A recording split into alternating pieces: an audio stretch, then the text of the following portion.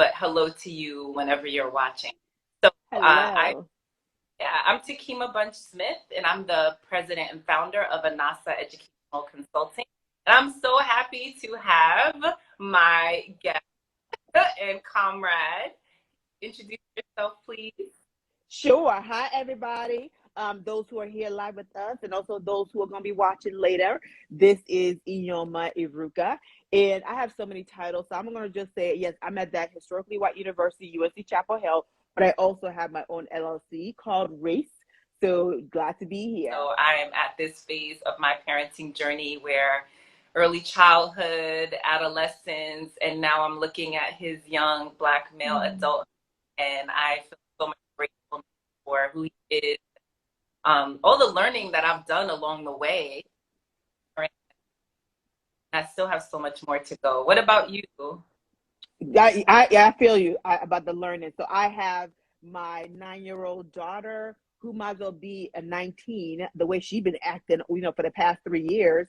And I love her, but of course she's all of me, right? She basically like my doppelganger, is that what they say?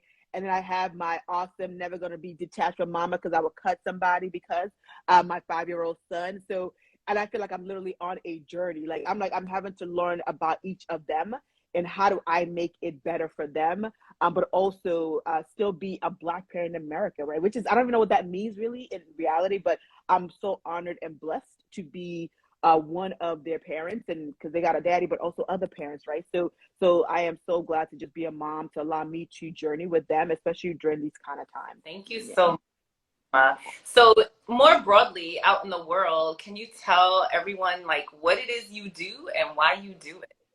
Oh, child, I feel like what I do is I feel like I feel like what I do is I literally stand on the shoulders of my ancestors. I feel like I have to be me no matter what I'm in. Even if I'm meeting with the president, I don't meet with the president, but one day I will, right? And I feel like my job is to really, I think, as John Lewis says, do good trouble. But really, I feel like what I'm doing is trying to fight for the soul, fight for the wealth, fight for the educational excellence of our Black children, and other children who are in these marginalized spaces. So I feel like for me, I'm doing that fighting, but using the tool that I have, which is really, I'm a researcher, right? Like I use the tool of data, I use the tool of policy, but I just use the tool of all of those who come before me, who are also standing with me, like people like you, to really fight for what we know is right, as opposed to stay on the sideline and hope that somebody comes to save us, which is not gonna happen, y'all. I will share that I really understand my work as I'm really here to create joyful and liberated early childhoods. And through my career and my life's path, I recognize that the only way we can do that is if we can deconstruct white supremacy and anti-Black racism in early childhood. And so that is my legacy, my plan. I will retire and know that I have begun that process and really realized it, and that I have a movement of people that will continue to do that work so that in 7 generations, people will look back and say Takiema, Iheoma, and everyone who was a part of that movement made a difference in early childhood and therefore in society. You Um, are my shiro. You are my, like, seriously, you are my, like, think about it in this way, right? Because it takes somebody with such gut. It takes somebody who understands their worth. It takes somebody who knows they have a vision to go out there and seek it and find it, right?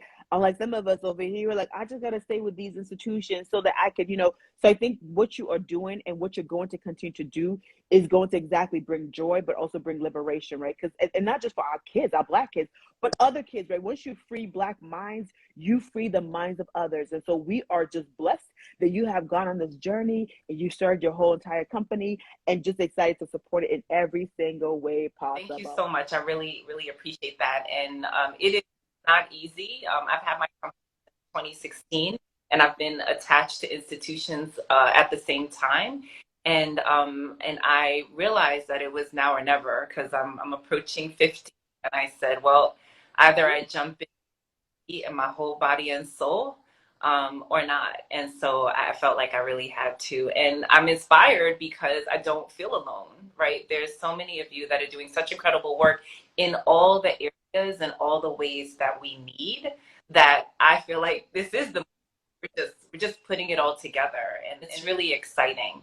Um, so what does like centering Black joy in early childhood, like what does that mean to you? Or like what does it look like? Everyone wants to start with the hard stuff. We're gonna get there. But I always Yeah, want no. to, right? Because that's who our babies are, that's who we are outside the urge of these oppressive systems. We have joy, we are joy, we give joy, we take joy, we share joy, we amplify joy. Yeah. What does that like and feel like and mean to you in early childhood, Black joy? Oh my God. You know what it feels like to me? It actually feels like when the teachers themselves exude joy, they exude like a love for our kids, right? And you know, our kids, we can sense people. Like we have a spiritual space where we can sense things. So for me, it's almost like at least you see it in the teachers. But to me, it's also where I see freedom, right? Where children are like skipping. You know, you see their faces just lighting up, like, oh my goodness, I just discovered something, right? They're touching things, they're moving, they're leaning into their friends. Like to me, joy is not just sort of a facial thing. Joy is almost when a child, you could feel a child's energy of like, I belong and I'm breathing and I get to like laugh and smile. I get to connect and share, you know, wonders with others around me. I get to be curious. I just get to be free, right? In my mind, body, and soul. Like to me, joy literally is what your company is, liberation. Like to me, you know, part of just being Black in America, like we'll find, you know, enjoyment in all kinds of things. But to me, joy is when you really feel like I could just be me and discover, right? And I could discover that with others. I could discover that by myself. But I know that I'm being seen. I know I'm being affirmed. I see myself in the room. I see that those around me actually like being around me, right? They actually look at me. They talk to me. They ask me questions, right? Like to me, you know, when we talk about early child, like teacher-child interactions, I'm like when I think about my kids and they're in classrooms, I want to know when they come to see me, they have a lightness in their body because they have not been pressed down to act and be a particular way. When it's like that's not who I am. Me catering to your needs and oppressing my own need is not what my job is. My job is to find joy in the learning, find joy in the interactions, find joy in that just this whole space. To me, that's what we should be looking at for any of our quality measures in early childhood. But we really don't, to be honest, sadly. Well, let's hold off a little bit because, I like I know. We're said, gonna hold up on that one, Hunty. I know. because that's why we're doing this work, why we're live. Like we know their problems, but we want to start with the vision because if we start with the problems, we can get so mired down in what That's true. is that we're actually trying to, right? So people can say it's not this, it's not that, but what is it? And then we realize we actually can't articulate it. So you just shared some amazing visuals, and the thing that you said, this lightness in their bodies, where they have not been pressed down by other people's notions of who they are, that is like giving me chills. So powerful. And I feel very similarly that to me, Black joy in early childhood is really that children get to live and exist within their birthright, and that it is not opposition to, right? It's not you're feeling happy, you know, in spite of racism. Our children, when they are born into this world, Right. do not know that they are being born into a racist society. They do not know that they're going into early childhood programs that are going to automatically assume that they don't have as much academic knowledge or capacity or need to be over there. They don't know any of that stuff. So they leave us with bright smiles, happy, you know, skipping, singing. I have a little boy, you know, who's doing affirmations. I saw that I highlighted in some of my programming. Like they are themselves. They are the children that we learn about when we do our masters in early childhood, right? We learn about the developmental stages. Somehow that's so lost for Black children because racism becomes the thing and anti-Black racism becomes the thing that defines them, so that who becomes existence within opposition to or confirmation of. That's right. So I'm like, let's Yeah. act like this, and let's say, who are you? You are going to be the happy kid, the sad kid, the reflective kid, the one who loves art, the one who likes to dig in the dirt, the one who claims. You're going to be Yeah. all of who you can be, and you're going to be supported and loved and cared for, Yes. encouraged in your wholeness. And that's what Black joy looks like to me. It's not fake laughing, smiling all the time. That's Mm-hmm. full humanity of our children at the youngest of ages is what centering joy looks like for me. I love it, and I feel like even the last thing you said, and people should lean into that, is really this idea of just humanity, right? Like when you boil it all everything down to it, it's like it's about humanity. Like if you see each kid for exactly who they are and who they're supposed to be, and as you know, Acer Haley talks about the genius of children. Like if we just see them for who they are and not all of the things we put on them, then you would see their full humanity and you can embrace them in all that they are, right? Because we're not all meant to be the same. We're not all meant to emote and talk and walk and think and feel the same. But if we just see the humanity of each of our beautiful melanated babies, then that's humanity. And I think that's what we need. That to me is joyful when you can just be like, oh my God, I'm me and I don't need to kowtow to somebody else, right? Right. Absolutely. Oh my God, if only. So yeah, I also want to that some folks are adding comments, and we will add comments, reflections, questions, amen, hallelujah, etc. Whatever you want to, because if you also have any questions, we'll probably have a few minutes before we take them. So thank you so much. So obviously, the work that we do is because that vision that we have about centering Black early childhood is not the case for every single Black child, right? And so we know that there's anti-Black racism. And I tell people all the time when I'm doing professional development and speeches, I say, like, I'm an early childhood person, right? I've been working for over 25 years. I have 3 masters. My first one's in early childhood and elementary, and I taught in preschool. So look at your face. You just You said, got I oh, got receipts, Hunter. You like I got receipts. I didn't come here yesterday. I got Yes. receipts. No, I do. I definitely do. But whatever. It is what it is. But most people, nobody, I believe, goes into the field to teach or to lead early childhood saying, I want to oppress children, right? That's Mm-hmm. not, we know who we are in the field, right? We are caring, caregivers, want the best, that what happens in early childhood is the most important thing, right? So that's it.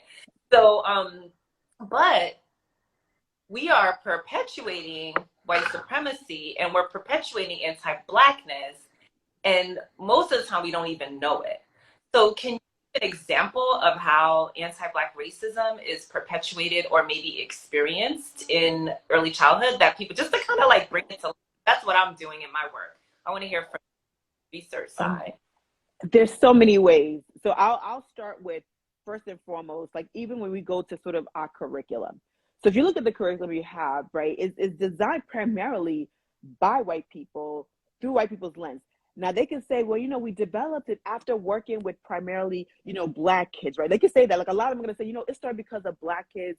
We work with Head Start, but we need to understand that the theoretical framework of most curricula literally does not include any Black, brown, and give me any melanation at this point in time. It does not include any of the sort of the Black brilliant folks that we had. So I think it's first important that just how a classroom should be, what kind of expectations we should have, what kind of standards, even the idea of language. Let's remind us, many Black people, including Black children and families, speak a whole language called Black English. Some people call it Ebonics, but we call it Black English or African American English, right? It's actually a language that has a system.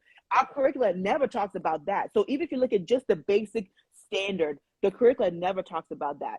Of course, there's examples we have where literally in our data that finally was collected by the federal government, the Office of Civil Rights, that showed that literally Black children are systematically, at least by the age of 3, and we're talking about 36-month-olds, 40-month-olds, or are disproportionately kicked out. That means that if they make up, say, 20% of the classroom, you can imagine that almost 50% of kids that get kicked out permanently are going to be Black. So how do you create a program with Black children in mind and then systematically kick them out because they're misbehaving? Now, y'all tell me a 36-month-old or 40-month, how do you misbehave and get literally told, don't come back, pack your bags and never come back? Like, that's what we're doing to a lot of our Black children. And the harm in that for the child, their sense of self, their sense of worth. And because it's specifically targeting Black kids, there's no other way than to say it must be about anti-Black racism. It's not about anything else but that, unless I missed something. So that's really, so there's many examples, but those are the two I will flag just right now. Those are huge. And what I want to connect the dots for people, because this is something that we don't ever get taught when we are training to become teachers or have in service, right? Which is why the work that I do for in service people, right? We're going to talk about that in a minute. Is that to connect those dots, right? So all the horrible things that happen to a Black child or any child is suspended from preschool. We know that, right? Instinctively. But what people don't understand is that the preschool to prison pipeline, with that first system. And so I spent time in my role at the Center on Cultural Equity. We're digging into data to try to understand what are the entry points to the pre-prison pipelines, what are the factors. And through that research, we realized that when a child gets suspended one time, they're likely to get suspended a second time. By the third time, it is almost given that they will have contact with the criminal justice system. What I will tell preschool educators and leaders is, you think you are dealing with this one individual child that you, for whatever reason, can't have them in the program, and you now have put them on the path. You are a part of the pipeline about out there that we think is not, oh, that's a terrible thing that the people do that. You are people. You are people, and you are participating in anti-Black racism. So we're not cool with that. We got to do something different, right? So that's amazing. And then the curriculum piece, like, what I also help people understand is that we also don't have any curriculum that is supportive of the development of positive racial and cultural identity, right? Racial, culture, and other identities, right? And so we have curriculum that race neutral or colorblind. We have some curriculum that is multicultural diversity, and y'all can go and kind of look up, like, that's a start for limits, right? And then you can start to have social justice curriculum. Social justice often skips a spot, though. This is like when I'm working on stuff that I will tell y'all about over time, because I got this, it's in my head, it's coming out, there's research, there's writing, all of it, but there's a step you miss, right? When Floyd was murdered, the amount of people that came to me and said, well, I want to talk about this with the 4-year-olds and the 5-year-olds and the 6-year-olds. And I said, are you flipping kidding me? Have you ever spoken to them about being Black? Have you ever done it in a positive way? If they're white children, have you ever spoken about them being white? Have you ever spoken about what it means to be white? What it means to be, like, how do you start there, right? You cannot go from race neutral or colorblind to activism with 4-year-olds. Anyone who's watching this, you have your degrees or you've been in a classroom or children developmentally. That's not how it works. And so that missing piece is developing, supporting the development of positive racial, cultural, other identities for young children. How do you do that? You have to be. That's not happening in the early childhood world, but you are highlighting this in research, and I'm taking your research and the research of other folks and my own frameworks and theory and putting it together for people to process how we can incorporate this with young children. And I love, and I love it. And I want people to understand exactly that's right. When people say, oh, I don't want to talk to children about race because they're too young, they're too innocent, especially this is white parents talking about their own kids. And my answer to that is that, right? Like, you don't have to talk to them about George Floyd, exactly. But you can actually talk to children, because at the end of it, they actually already know about race. They already know about color by the age of 3. So if you wait till they're 10 and 12, you don't already made the next races, like, that's going to literally activate their power, right? That's literally what we've done. And so we need to realize that, exactly right. Like, we can actually talk about what does it mean to be Black joy. We can talk about sort of the history of Black people and how they've contributed to the world. Like, we just celebrated Juneteenth.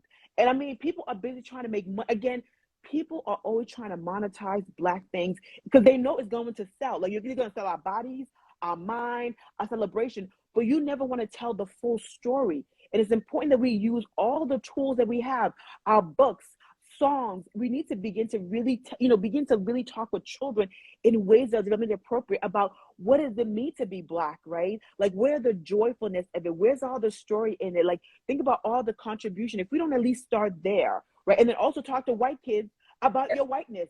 I'm sorry, you can't talk. It's not about us Black and brown people having to talk to our kids.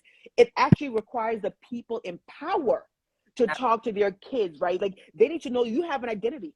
Your whiteness has an identity to it, and it has the power to it. And if you don't know that early enough, then you're gonna be like, well, I didn't know. What? And you're 50 and 60. I'm about to be 50 in like 5 or 6 years, and trust me, ain't never gonna change my mind. By a certain age, it's hard to change your brain and your attitudes. Those are really hard things to change. Why not start early? And our early child educators is part of it's our moral obligation that every child knows that they are brilliant. But it's our moral obligation that we understand that certain groups of kids are told in many, many ways, subtly and directly, that you don't matter. And it's our job to push that you matter. And I want you to know that you are beautiful, whether it's your hair, your skin, the way you sound, the way you live. Like that needs to be really clear on a day-to-day basis. Like you need to be you need to say it 1,000 times. Because trust me, the other side got a whole 1,000 other things to tell you about how great you are not. Yes, yes. Oh my God. Like church. I can't believe it's 10:57. We're supposed to do like 30 flags. What? Yeah. Come back, y'all. We need to come back, y'all. That's all this is. This is just a little dessert. A little dessert or appetizer. A little taste, and you can definitely connect with us because this is the work that we do, and this is the passion that we're bringing to it, and so much knowledge. I mean, everything you said, I want to like respond to all of it, but I will just start with the last thing that you said, and like we have to. Well, actually, I'll start with the two. So, yes, white children and white educators and white people have to do this work, and the earlier we do it, the better chance we have of creating the people and the mindsets that we need in the world, as opposed to where we were in 2020 when like it was like, let me read all the books, let me, I mean, it was intense as a Black person watching white people go through their whole racial identity process, right? In that moment, because it was like they felt like, oh my God, I've been living a lie. I didn't know. Why didn't I know? They were right, all of that. But I'm like, it doesn't have to be that way. We can actually create children the same way Black children, as a matter of course, absorb, internalize anti-Black racism. Yep. There is a flip side to that. And this is something that is very challenging for white people when I work with them, but I hold you, right? We work through it. We're going to be together in the movement.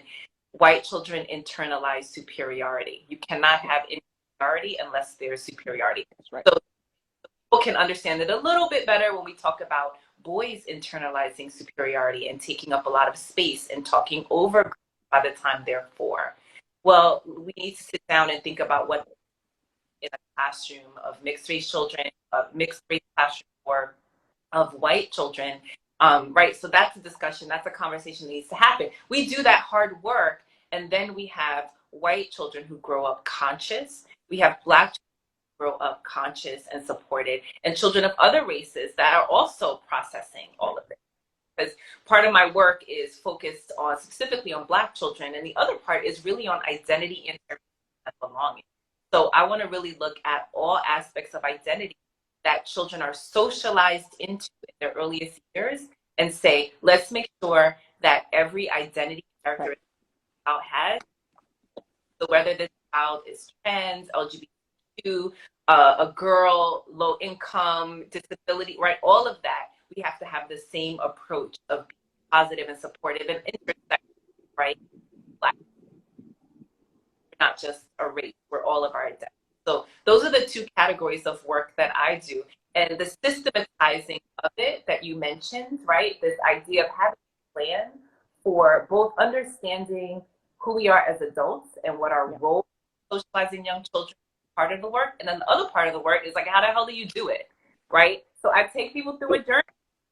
I do coaching, advisement, speaking, and I have a whole curriculum journey that I take early childhood institutions through. And the data that I've gotten from the impact of that has been mind-blowing to me. Like they are changing their programs, changing their communities. And I will say, at the height of the quote anti-CRT movement, this work was happening, right? So that's my offering, that's my gift. And I want to invite you to join my movement. Look at this Anahsa Consulting feed. Come join my Journey to Nia Summer Retreat. It's gonna be lit. We got sponsors, we getting gifts, giveaways, rest, work, play, community, all of that. And early bird discount if you pay before June 30th. You can check out my website, anahsa.com. Check it out. Links in the bio. What about you, Iheoma? How can people join your movement and amplify your work? Sure, the best way is just to, follow me really on Twitter and also obviously Instagram at Iheoma Iruka, Iheoma Iruka. You can find everything, follow me, and we'll keep the movement going because we need to be in a movement. What about your book that I had in front of me? Oh, my Don't Look Away book. Yeah, so that's 2020 book. But stay tuned for a new one, hopefully coming out in 2023. But yeah, Don't Look Away is another book you can get, how to really center and focus on anti-bias classrooms in early childhood. You could just Google me, Iheoma Iruka, Iheoma Iruka, and you'll find the book. Thank you. Thank you, and congrats on your new book coming out. This is it. Book writing season. It is. Yeah, it is. We have to get our word from our mouth to a paper, right? Because that's how you keep it, right? Absolutely. Oh my gosh. Iheoma, this was amazing. I'm going to tell you a little thing, right? This is part of Black culture. Right before I came in, I have a little mirror area and I have a little picture of a pencil drawing of my